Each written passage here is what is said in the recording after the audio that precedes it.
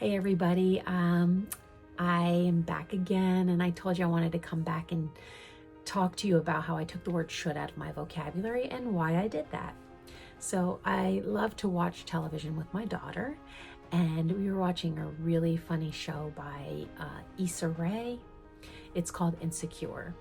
In this show, one of the characters is really trying to forge a relationship, and she's really working hard to become really good at what she does and make partners. She's in a law firm, and she goes to her psychiatrist, psychologist, whatever, and she keeps telling her, like, I should be partner by now. I should be married. I should be all these things. And the therapist brought it up to her that she really ought to take the word should out of her vocabulary, because all that does is basically put pressure on you to accomplish something. And we all accomplish things in our own time.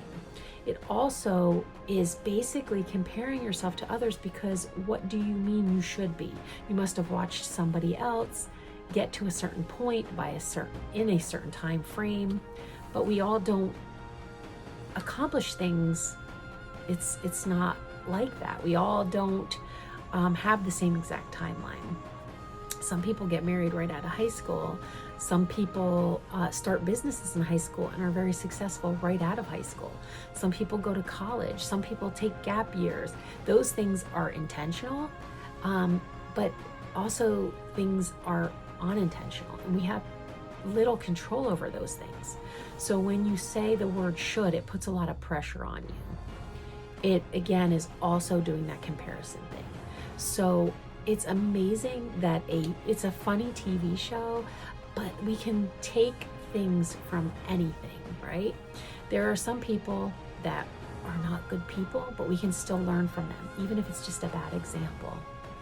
So I really, it was one of those moments Oprah used to call those light bulb moments. And it's crazy. I'm watching this, I don't want to say stupid TV show because it's funny. And I'm like, holy crap, that's what I do, you know? I was, again, recently separated when we were watching this, and I was probably 48, 49 years old. And here I am in a rental house. I had owned 3 homes in my lifetime by this point. But I'm in this rental house that, I'm sorry if the people ever see this, to me it wasn't that nice. It had like very 1970s decor. It was very, it had a musty smell to it. But when I returned from Brazil, I told you guys that I lived in Brazil for 4 years, and that was where my husband was from originally. We moved back there together. We'll talk a lot more about stuff like that in the future. But when I made the decision to come home, I came home absolutely broke. I had owned,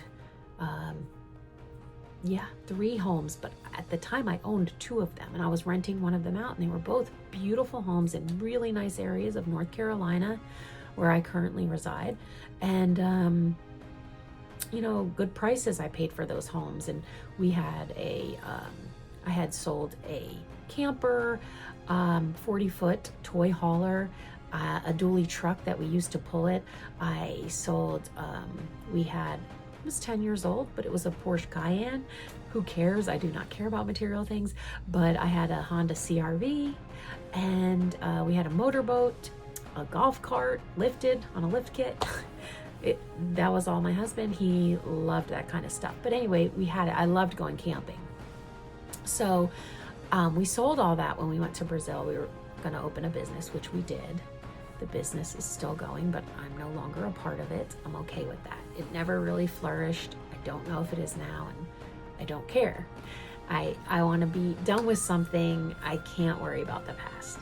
So, I'm sitting there in this house and feeling a little bit bad for myself, because when I came back after those 4 years, everything had skyrocketed here. Like, I was paying $1,000 for a 2,000 square foot home on over half an acre in a really nice area here. Mortgage. And the other house I was paying like around the same price. And that was a 1,500 square foot on a quarter of an acre in a really nice neighborhood. Well, when I came back, I couldn't touch those neighborhoods. Those homes had doubled in price, and rents were like $1,800 to $2,000 in those neighborhoods. I couldn't find anything. I had also brought 3 dogs home with me.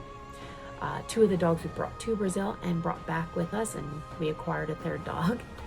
And renting with 3 dogs, there was a lot of places that had no dogs, but if they did, a lot of places had a 2-dog maximum.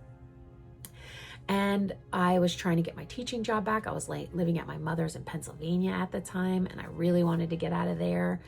And I had just enough money to buy a used car for $6,000 and put the money on a down payment on a rental. Okay. And I was very lucky to actually get this house because she was a former teacher at the school that I used to work at and that I was going back to.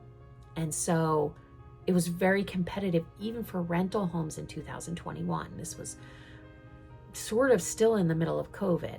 And so at that time, she found out I was in need. She was just getting ready to rent it. And she was really nervous because it was her childhood property.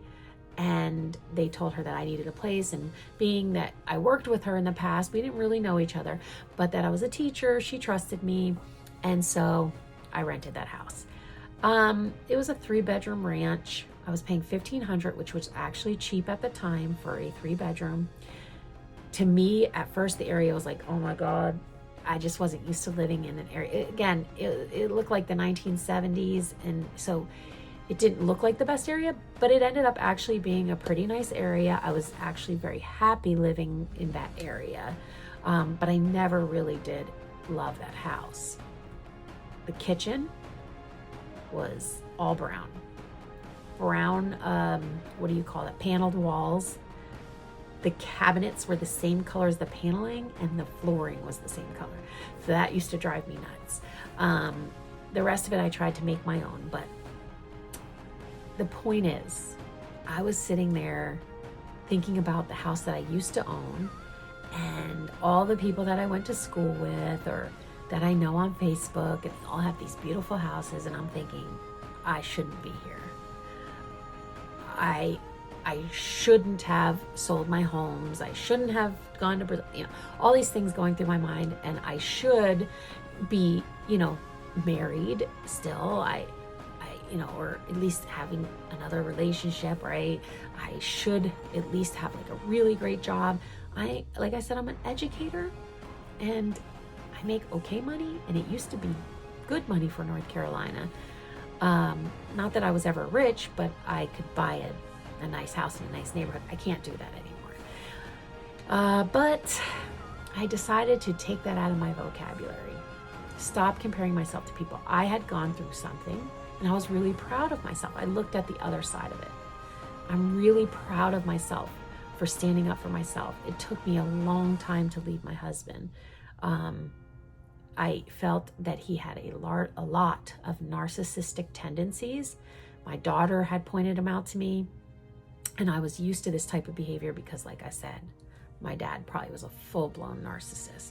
So my husband, to me, was better than my dad. So I didn't have a point of reference. And as my daughter started getting older and noticing these things, she would point them out to me. And I knew that I was not happy. But I saw my mother be in an unhappy marriage all her life. And so my dad passed. So that just seemed like normal. And I'm grateful. I'm grateful for the journey I went on. Okay. Like, again, I can't say I should be married because that would have made me stay in a marriage maybe that I shouldn't have been in. We started doing deep dives into videos on YouTube. Honestly, I couldn't afford therapy at the time.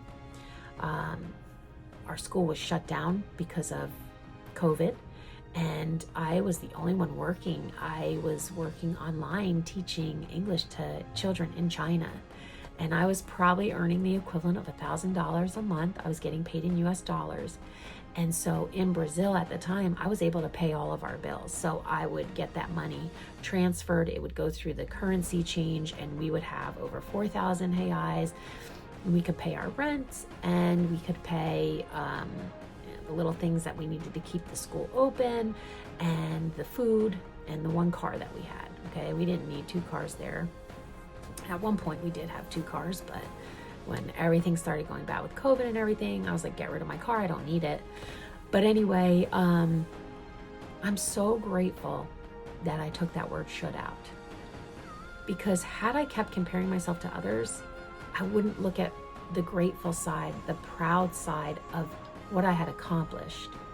And you never know, those people you're comparing yourself to, those people you're saying you should be here or there, who knows what they had to go through to get there. First of all, I have a sister that basically to me is a workaholic, and she even one time said, I don't know those things about my children. Like, I had asked her about something about the teeth growing in and what times and everything. She said, I didn't have the luxury of knowing those things because I was always working. And she had like nannies.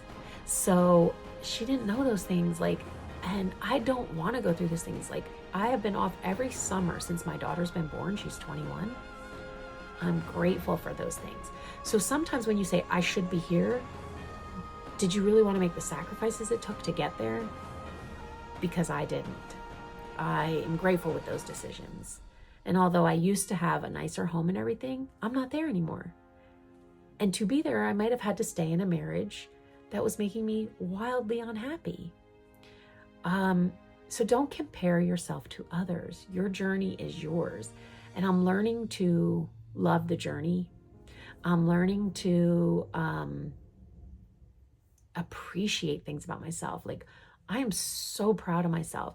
I decided I wanted to buy a house because I only have one child. We don't really have family. So I want to make sure she's set up. And for 2 years, we did nothing. We really didn't want to do anything. Like, we had just gotten back from Brazil. We kind of had like a lot of trauma from all of that. So, not necessarily just Brazil, but like the marriage thing and everything. So we saved every single penny. And at one point I watched this video from Jim Carrey, and he said that I think he wrote himself a check for $1 million or something because he wanted to make it really big as an actor. And yeah, he wrote this check. He was talking about manifestation. So I wrote myself a check for the house that I would buy. And after the first year, I thought, I'm going to try to buy it. And I couldn't. Okay. My credit was a little screwed up at that point. And they said, no. I didn't get discouraged, because what's another year? So I waited one more year, and I hustled and put every single penny I earned away from my teaching job and bonuses we were getting because of COVID and this and that. And I had saved over $25,000 in 2 years, which for a teacher with a $1,500 rent is pretty sizable. I'm really proud of myself. I can't even explain it. Like, when I would tell my coworkers, they were like, what? Like, because they were single ladies as well. And they were like, you need to teach me your tricks. And when I teach people my tricks, they never want to do it because it actually takes discipline. Like I said, I'm very, don't want to use the word cheap, but I'm very frugal. And I will like buy the family packs of chicken, and I have a slicer, and I will slice the chicken myself to make cutlets.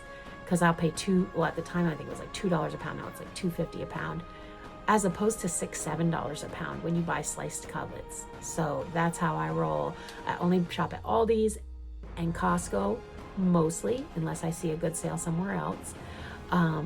So a lot of tricks, and we can go over that stuff later. But take that word should out of your vocabulary, guys. It will change your life. Never compare yourself to somebody else, because they're not you and you're not them, and you are great the way you are. So yeah, I'm gonna come back again. I'm gonna try to post twice a week, and I hope you guys can learn from me.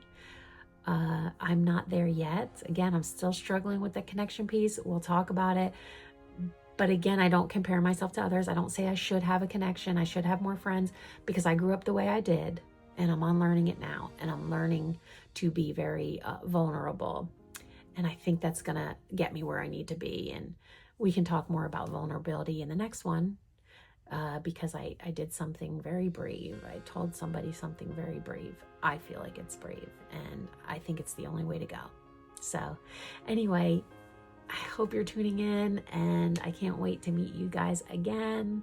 If you have any questions, let me know. I'd love to address anything that you want to talk about.